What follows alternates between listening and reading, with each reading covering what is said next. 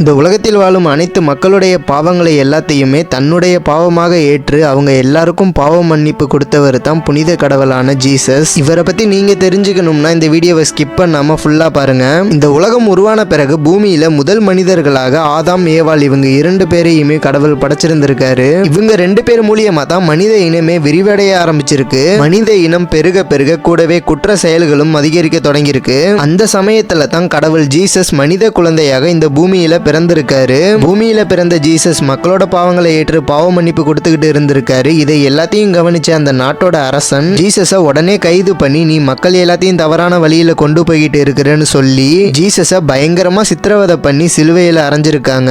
ஆனாலும் ஜீசஸ் சிலுவையில அரைஞ்ச 3 நாட்கள்லயே தான் ஒரு கடவுள் நிரூபிக்கிற விதமா ஜீசஸ் மீண்டும் பூமிக்கு உயிரோட வந்திருக்காரு. இந்த வீடியோ பார்க்குற உங்களுக்கு ஜீசஸை பிடிக்கும்னா இந்த வீடியோக்கு ஒரு லைக் பண்ணிட்டு நம்ம சேனலை சப்ஸ்கிரைப் பண்ணிடுங்க.